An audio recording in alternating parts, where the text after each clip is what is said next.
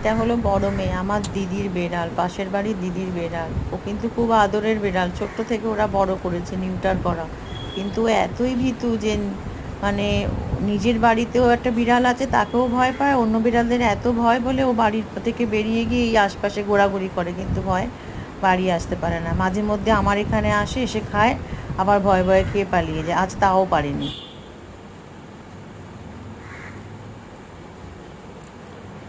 আসবি? আয়, চলে আয়, চলে আয়, আয়।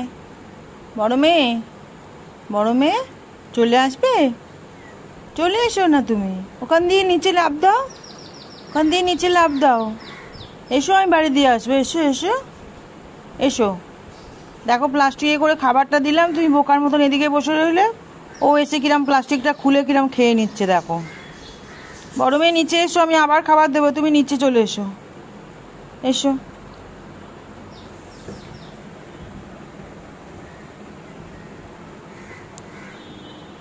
আয়,